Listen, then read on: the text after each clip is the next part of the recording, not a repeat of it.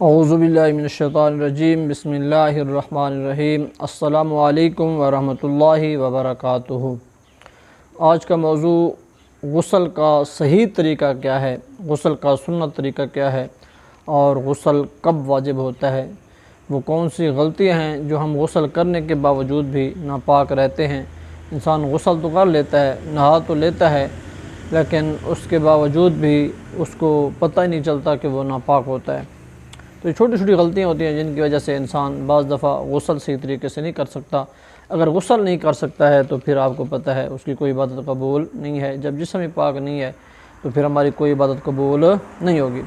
تو آج کی یہ ویڈیو آپ نے پوری واچ کرنی ہے انشاءاللہ۔ اس میں تمام طریقے غسل کے جو ہیں وہ بتاؤں گا اور سنت طریقہ بتاؤں گا کہ غسل کب کیا جائے اور کیسے کیا جائے اور کب غسل واجب ہوتا ہے، یہ سب چیزیں بتاؤں گا۔ سب سے پہلے تو آپ یہ بات یاد رکھیں کہ غسل کے 3 فرض ہیں، اگر ان میں سے ایک فرض بھی رہ جائے تو پھر آپ کا غسل نہیں ہوگا۔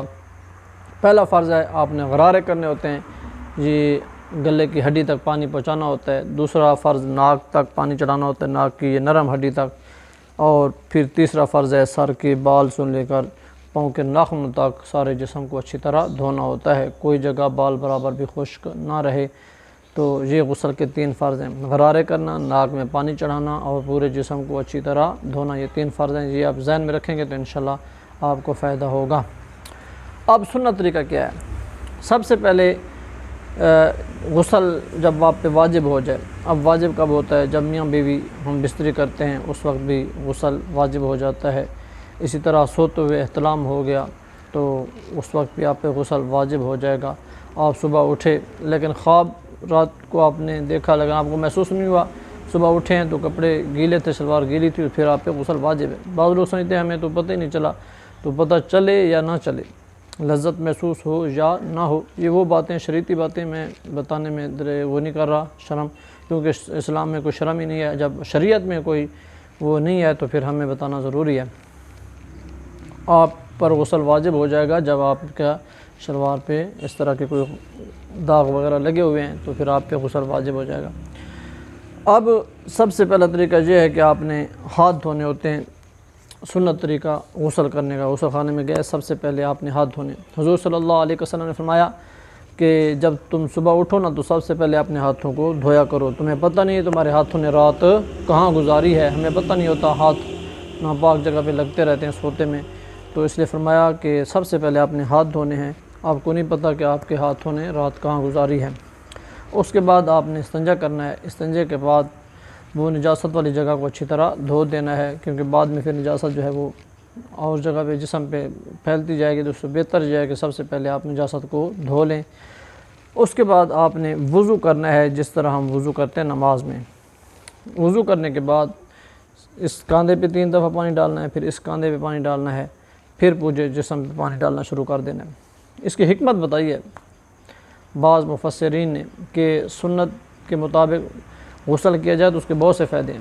سب سے پہلا فائدہ یہ ہے کہ بعض دفعہ انسان کا جسم گرم ہوتا ہے، وہ فوراً جب غسل کرنے کے لیے جائے گا اور فوراً سر پہ پانی ڈال دے گا تو سر پہ پانی ڈالنے کی وجہ سے اس کو جو ہے وہ سر درد کی بیماری بھی شروع ہو سکتی ہے، یا اس کا پورا جسم جو ہے اکڑ جاتا ہے۔ بعض دفعہ وہ سر کی بیماری اس کو کہتے ہیں کہ وہ بیماری لگ سکتی ہے۔ تو اس لیے سب سے پہلے جب آپ وضو کریں گے، وضو کے ساتھ آپ کا جسم تھوڑا اور نرم ہو جائے، ٹھنڈا ہو جائے گا، پھر جب کاندھوں پہ پانی ڈالیں گے پھر اور نارمل ہو جائے گا۔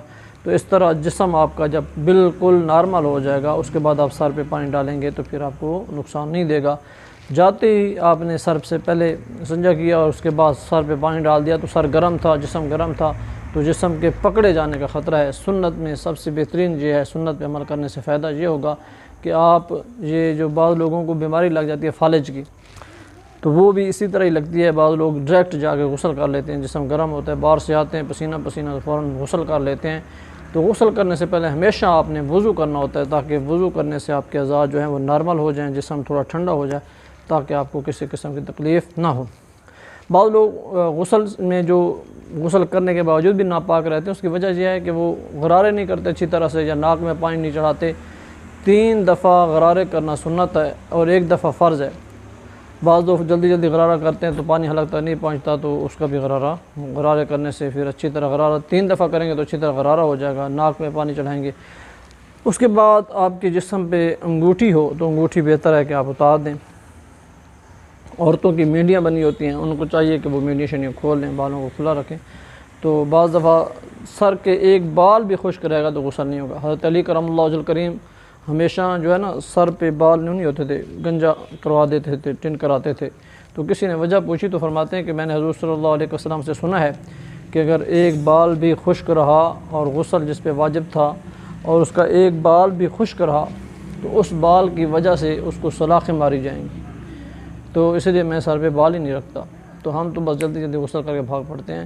تو غسل اچھے طریقے سے کرنا چاہیے، کانوں میں ہاتھ مارنے چاہیے، ناف کے اندر انگلی مارنی چاہیے، جہاں تک پانی آپ کا نہیں پہنچ سکتا وہاں تک نیچے آپ ہاتھ ماریں ہر جگہ، تاکہ کوئی بال برابر جگہ بھی خشک نہ رہے۔ جب تک اچھی طرح آپ کو اطمینان ہو جائے کہ آپ نے غسل کر لیا تو پھر اس کے بعد آپ نے باہر آنا۔ اچھا، بعض لوگ کہتے ہیں جی کلمے، تو جب انسان کے جسم پہ کپڑا نہ ہو تو وہاں تو بولنا بھی جائز نہیں ہے، غسل خانے میں آپ بات کسی سے نہیں کر سکتے جب آپ کے جسم پہ کپڑے نہیں ہوتے۔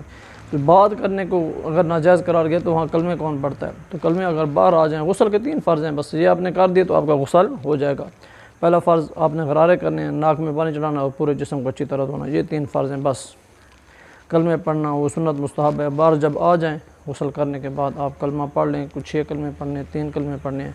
تو غسل خانے میں آپ بات بھی نہیں کر سکتے، یہاں تک فرمایا تھوکو بھی نہیں، غسل خانے میں تھوکنا بھی جائز نہیں ہے، کیونکہ زبان پاک ہے اور یہ تھوک پاک ہے مومن کی، تو اس کو گندی جگہ پہ تھوکنا بھی جائز نہیں ہے، تو وہاں پہ بات کرنا بھی جائز نہیں ہے۔ تو اللہ تعالیٰ سے دعا ہے اللہ تعالیٰ ہم سب کو عمل کی توفیق عطا فرمائے۔